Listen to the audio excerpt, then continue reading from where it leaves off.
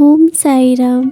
साल के अंत में साईं आपको क्या कहना चाहते हैं, इसके लिए साईं की एक फ़ोटो चुनें, ध्यान केंद्रित करें और जो फ़ोटो आपको आकर्षित करती है उसे चुनें। आप एक से ज़्यादा भी चुन सकते हैं।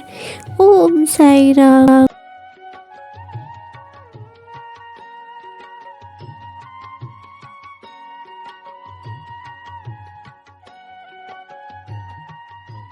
ओम साई राम। पहली फ़ोटो। नए प्रश्न पूछकर जटिलता आए ना बढ़ाएं। किसी मित्र के माध्यम से आपको लाभ होगा। जल्द ही शुभ कार्य होगा। अधीर मत हो। रिश्तेदारों के बीच विवाह का आयोजन होगा। पुरानी बातें याद करने से आपको भविष्य में लाभ होगा। श्री साईं को याद करो।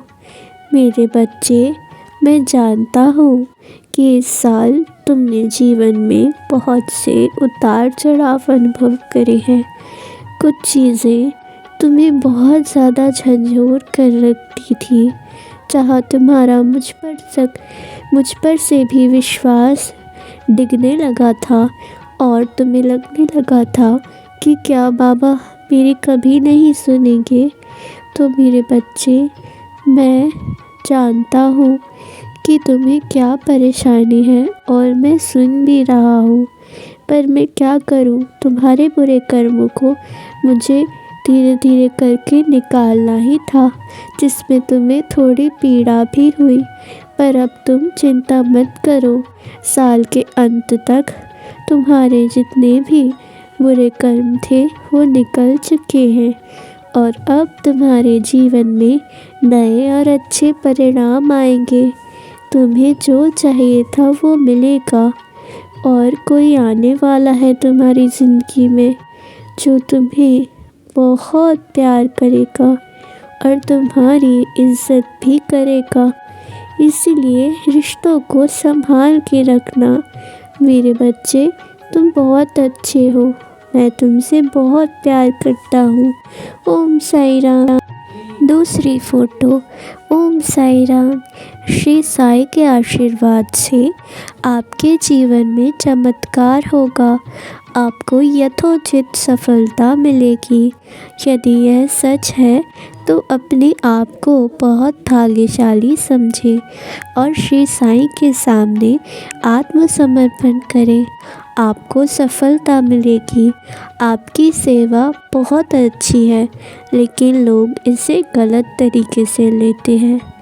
मेरे बच्चे, ये साल के अंत में तुम्हें मेरा स्वप्न आएगा और मैं जो कहूँ तुम्हें वो मानना। मेरे बच्चे, तुम बहुत कुछ सोचते हो पर बहुत कुछ करते नहीं हो, इसीलिए तुम्हारे जीवन में परिवर्तन नहीं आता और फिर मुझे कहते हो कि बाबा कुछ हो क्यों नहीं रहा।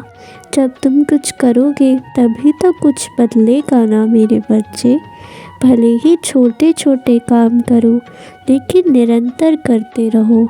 तुमने इस साल जो कुछ भी सीखा है, अच्छा बुरा, उन सब में कुछ ना कुछ शिक्षा अवश्य थी तुम्हारे लिए।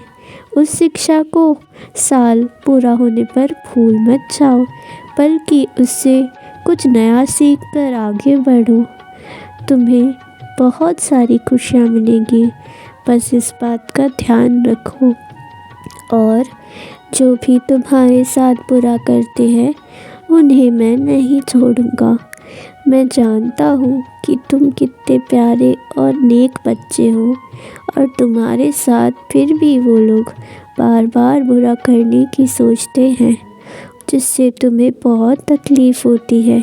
तुम उन्हें देखना भी नहीं चाहते, लेकिन फिर भी वो तुम्हारे सामने खड़े हो जाते हैं और तुम खुद को असहाय महसूस करते हो। पर मेरे बच्चे, अब तुम चिंता मत करो, क्योंकि अब मैं खड़ा हूँ तुम्हारे लिए और तुम्हें न्याय भी दूंगा मैं। तुम चिंता मत करो। ओम साई राम। समय नज़दीक आ गया है। श्री साईं को याद करो, ज़्यादा मत सोचो, गुरु पर विश्वास रखिए, सभी चीज़ें सही होंगी। शीघ्र ही गुरु पुष्य अमृत योग बनने वाला है। उस दिन महत्वपूर्ण कार्य संपन्न होंगे। आप खुश रहेंगे और चिंताओं से मुक्त रहेंगे।